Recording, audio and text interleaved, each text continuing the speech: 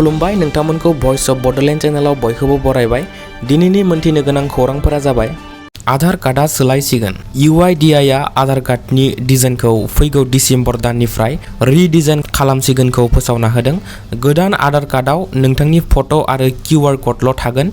जेबो गुबुन पार्सनेल डिटेल्सफोरा आधार कार्डआव लिरनाय महराव थानाय नङा। बे थिरांथाखौ UIDAI सुबुंफोरनि पार्सनेल डिटेल्सखौ रैखा खालामनो थाखाय लानाय जादों। गोदान आधार कार्ड फर्मेटआव नोंथांनि नेम, जोनोम सान आरो एड्रेसफोरा लिरनाय प्रिन्टेड महराव थानाय नङा। जुदि नोंथांनि आधार कार्डखौ बबेबा खामानियाव बाहायनोब्ला नोंथाङा QR क'डखौ स्केन खालामनानैसो आधार कार्डखौ बाहायनो हागोन आरो बे आधार कार्डखौ जानला मानला स्केनारफोरजों स्केन खालामनो हानाय नङा। गभर्नमेन्टजों गनायथि होजानाय स्केनारफोरजोंसो आधार कार्डखौ स्केन खालामनो हानाय जागोन। बे थिरांथाखौ UIDAI सोलिबाय थानाय गोबां साइबार फ्रड स्केमफोरनिफ्राय नोंथांनि सिनायथिखौ रैखा खालामनो थाखाय आधार कार्डखौ फट' आरो QR क'डल' थानाय फर्मेटनि कार्ड बानायनो थाखाय थि खालामनाय जादों। मख'जाथावदि बे गोदान कार्डनि फर्मेटखौ UIDAI फैबाय थानाय डिसेम्बर दाननिफ्राय लागू खालामना होनाय जासिगोन। दिनै वेस्ट बेंगलनि बिसायख'थि फोसावदिंनायनि जोबथा सानमोन। वेस्ट बेंगल विधानसभा बिसायख'थिनि नैथि खोलोबनि भट होनाय हाबाफारिया फैगौ 29 एप्रिल खालि जानो थांगासिनो दं, जायनि थाखाय गासैबो दोलोफोरनि बिसायख'थि फोसावदिंनाय मेल खुंनायनि दिनै जोबथा सानमोन। बे जोबथा सानावनो BJP दोलोनिफ्राय भारतनि नखर मन्त्रि अमित शाह, गाहाय मन्त्रि नरेन्द्र मोदी बिथांमोना गोख्रों बाहागो लायो। लोगोसे आसामनि गिबि मन्त्रि डक्टर हेमन्त बिश्व शर्मा बिथाङाबो वेस्ट बेंगलनि बिसायख'थि फोसावदिं मेलफोराव गोख्रों बाहागो लानायखौ नुनो मोननाय जायो। मख'जाथावदि खनफ्रोमबो वेस्ट बेंगलनि बिसायख'थियाव गोबां बुलाय-बुसि दुंहाव हिंसायारि जाथाय जानायफोरखौ नुनो मोनो।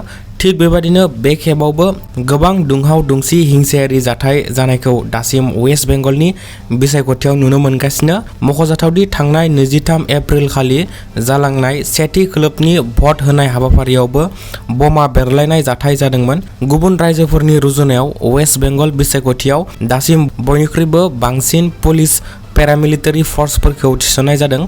लोगोसे आसाम पुलिसखौबो थिसननाय जादों। थेवबो गुबुन गुबुन जायगाफोराव वेस्ट बेंगलनि दुंहावखौ हमथाजोबनो हायाखै।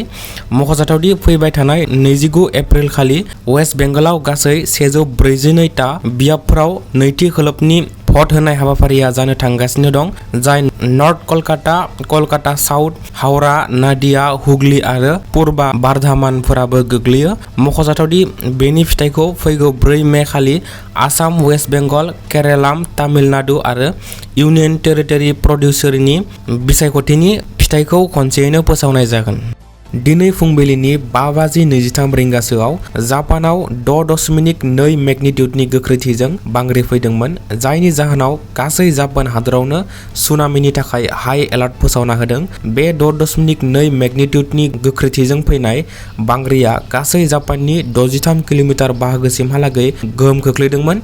बांग्रिजों गोहोम गोग्लैनाय जायगाफोराव बांद्राय सुबुं अनजिमा थायैनि थाखाय बे बांग्रिजों बांद्राय खहा जायासै होनना खौरां मोनदों। नाथाय बे बांग्रिनि उनाव जाहाथे आरोबाव गाहाय सुबुं अनजिमा थानाय सोहोर ओनसोलफोराव बांग्रि फैनो हागौनि थाखाय दासिम गासै जापान हादरावनो हाई एलार्ट फोसावना होनाय जादों। दिल्ली एयारपर्टआव गंसे बिरखंनि इन्जिनाव अर नांनाय जाथाया सोराङाव फैदों, जाय बिरखंआव गासै 228 दावबायारिफोरा दंमोन। बिरखंआ बिरखोनायनि दसे उनावनो इन्जिनाव अर नांदोंमोन।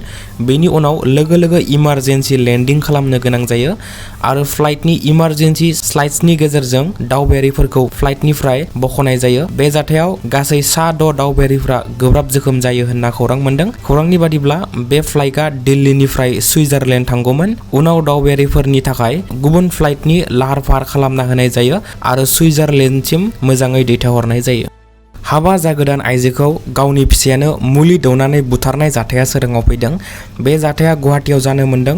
खौरांनि बादिब्ला नुनमाटी बिष्णुपुरनि थागिबि रूपक सेन आरो श्रुति रयआ थांनाय 28 जानुवारि खालि मोजां मोनज्लायनानै हाबा जादोंमोन।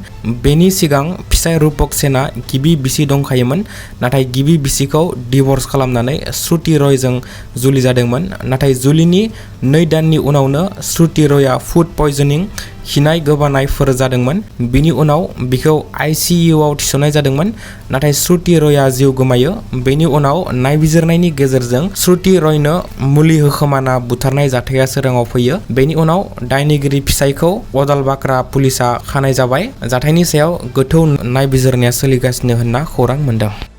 ब्रिटेन इस्लारिनि दैदेननाय बन्सुआ गासै 9 लाख बिफां फुलि गायनो थाखाय मिशन हाबाफारि लानायखौ फोसावना होदों।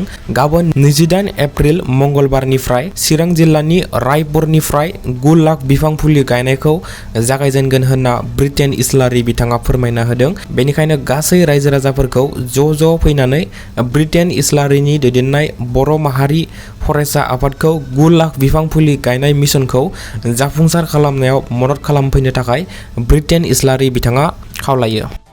गसाइगाव ओनसोलनि थागिबि दलेन बसुमतारी बिथाङा माखासे बोसोरनिफ्रायनो ब्रेन टिउमारजों लोगोसे मेगन थाइनैबो नुयै बेरामजों भुगिनानै दं। नेपालजों लोगोसे साखाथिनि गोबां डक्टरफोरनाव नायहैबाय, नाथाय मोजां जायैयाव दासान्दि नखरनि हालोदा जोबोद गाज्रि जाना दं आरो बेमारखौ नायजानो जेबो राहा गैया जाना दं। बेनिखायनो BTCनि EM मृत्युजय नार्जारी आरो BTCनि सावस्रि बिफाननि EM देरहासार बसुमतारी बिथांजों लोगोसे रायजो राजाफोरनिफ्राय दलेन बसुमतारी बिथाङा अनसुंथाइ हास्थायदों। नखराव रावबो खामायग्रा गैलिया। बिमा बुरै सासे हिनजाव आरो फिसा सानैखौ लाना दलेन बसुमतारीनि नखरा हालाय हाफाय जानो गोनां जादों। बेनिखायनो BTCनि दैदेनगिरिफोरजों लोगोसे गासै रायजो राजाफोरनिफ्रायबो दलेन बसुमतारी बिथाङा अनसुंथाइ हास्थायदों। गोसो गुदुं रायजो राजाफोरा स्क्रिनाव होनाय बेंक एकाउन्ट नाम्बार आरो QR क'डनि गेजेरजों दलेन बसुमतारी बिथांनो मदद हरनो हागोन।